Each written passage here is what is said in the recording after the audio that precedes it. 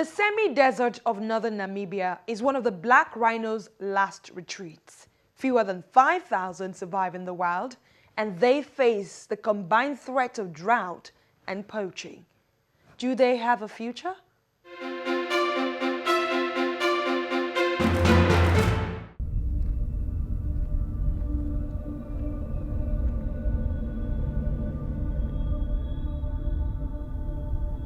Namibia, Southwest Africa. Its landscapes, mostly uninhabited, haven't changed in millions of years. Hollywood movies have filmed these mountains to depict prehistoric life. Talking of prehistoric, there's an animal that traces back to those times still living in this area, but it's in danger. And in the semi-desert wilderness of northwest Namibia's Kunene region, it's not easy to track down. That's where he was walking. That's the spoor. See, 3 toes. Meet Simpson Uri Cobb. He's head of the Save the Rhino Trust. I love my work. That's why I'm here all the time. Simpson is a legend in rhino conservation. He started repairing cars for the Save the Rhino Trust before working his way up, becoming a tracker and studying conservation biology. There's one young calf, he will run. Bloody run off. Today, though, we've missed what we're looking for, a black rhino, a species at serious risk of extinction. In this case, a young calf who ran off at the first inkling that humans were in his area. We keep trying. There's quite a rhino activity here. You can see the spoor where they have been browsing on the trees and also on the shrubs. So, yeah, they're around. The wind is okay.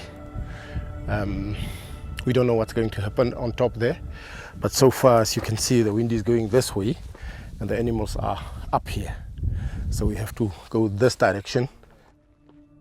Black rhinos have poor eyesight, but if they get the faintest whiff of you, and they're also very sensitive to noise, this is all you're likely to see.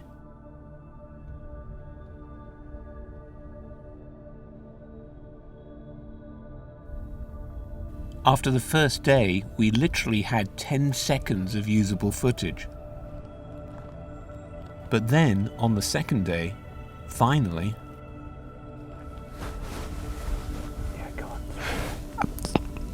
I haven't seen the genotypes yet, but I think this is a young cow called Tuta, because this is a territory she used to live here. But then, 10-year-old Tuta seemed to hear something.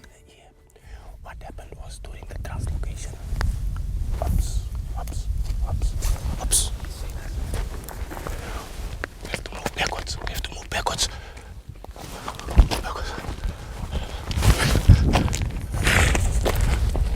Tuta begins to charge. We retreat in disorder, and Simpson, knowing what to do, throws a stone into Tuta's path. Simpson jokes with his fellow trackers.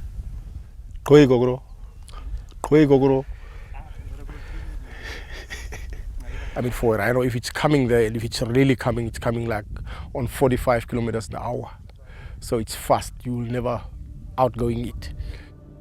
You see, that's the thing about the black rhino. It's mostly a solitary beast. It's nervous and aggressive. Look at these incidents from national parks in southern Africa.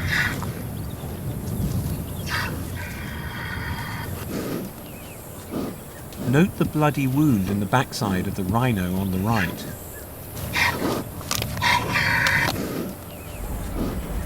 The 140 black rhino living in the Kunene region, an area larger than Portugal, are unique. This is actually the last vast area, open area, free, where you found free roaming black rhinos on Earth. Unlike in the national parks with their numerous tourists, black rhinos in Kunene are not fenced in. They're truly wild and very wary of human contact, although many have been dehorned to protect them against poaching. On the right is a bull called Don't Worry, with a cow, Mara. It's day 3. Simpson tells me he once had to stay up a tree for 2.5 hours after Don't Worry chased him there. Here he sprays to mark out his territory, sound effects courtesy of Simpson. Overall, there are fewer than 5,000 wild black rhinos in existence, all in Africa. They're officially classified as a critically endangered species. Black rhinos here are specially adapted for the semi-desert conditions. They can go for 3 or more days without water, and they eat plants where they can draw some moisture, such as the Euphorbia damarana, that are poisonous to most other animals. Here's a cow, and you can see the scratch mark on the back. You see that scratch mark? Why this? They are busy mating. It's the bull's hoofs. When they climbed up, it's him that's scratching on there like that. Mating is obviously vital if the species is to survive. Black rhinos couple up for just a few days at a time. And like 17, 18 months later, then the cow will have a calf. But even if the calf is born, that's not the end of the story. There are still plenty of challenges. We're really facing drought in this area for the past 4 years, I would say. This is the worst I have ever seen in my 25 years of working in this area, you know. Yeah. There should be water here. No even single sign of water here. Human threat is there, but now the drought is also another threat, you know.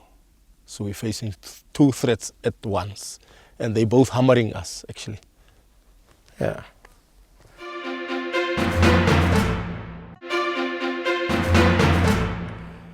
In a severe drought like this, a cow may well not be able to produce enough milk, and the calf will starve to death.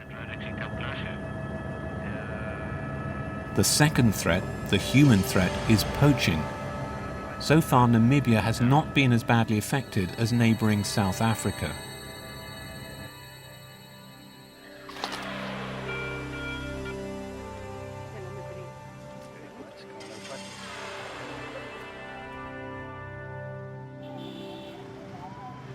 Illegal hunting is driven by the huge demand for rhino horn in parts of Asia, where it's sold quite falsely as a cure for diseases like cancer.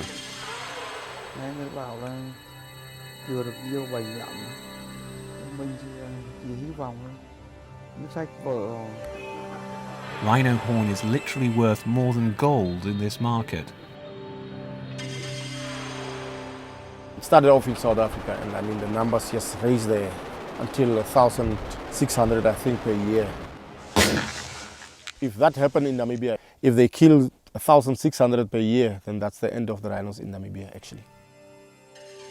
Recently, poachers have moved across Namibia and eventually found their way to Kunene.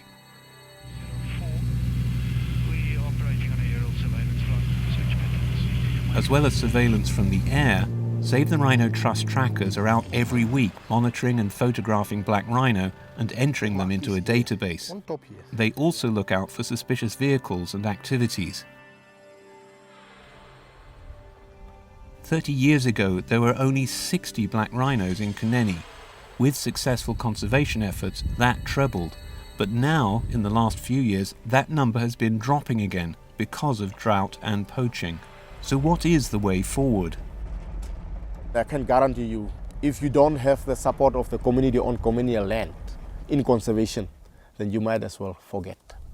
It's not working. The most effective way to protect the black rhino is to bring in the local community. Bonds Roman has been locally recruited as a guide for tourists who come to Desert Rhino Camp at the heart of Kunene. The camp is run by Wilderness Safaris, who in turn collaborate with the Save the Rhino Trust. It's a win-win-win. A limited number of tourists bring in money, which finances the monitoring and protection of the black rhino, and also creates jobs for local people. This community system or conservation system whereby you, the local, make a decision. You are involved with the things you love together. And that makes it actually a successful thing, you know, the ownership that you feel.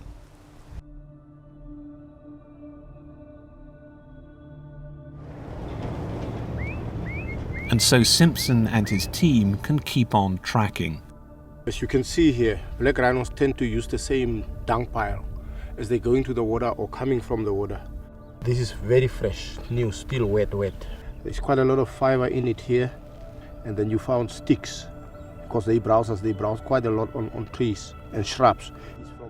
It's day 4 and we're on the right path. Simpson has found fresh rhino dung. And now a surprise. Tuta, the cow seen on the right, who chased us off just 2 days ago, has been joined by 33-year-old Ben for mating. With Ben's protection, she's wary but not so nervous. Our goal actually is to have as many as possible black rhinos roaming in Northwest Kulina region in the future. That's what we want.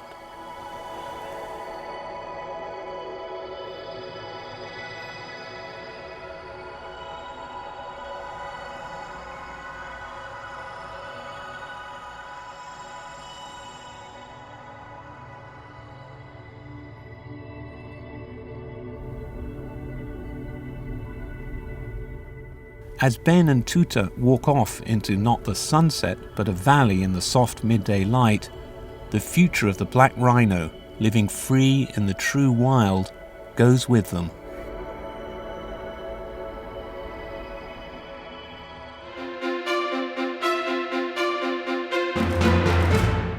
And that's all for this edition of 21st Century, sharing the world's stories with you, our viewers. Thanks a lot for watching. All these stories and more can be found on youtube.com/channelsweb. Let us know your thoughts about the program. Send us an email to 21stcentury@channelstv.com or just find me on Twitter @AdeshawaJosh. Thanks a lot for watching once again. I'll see you again.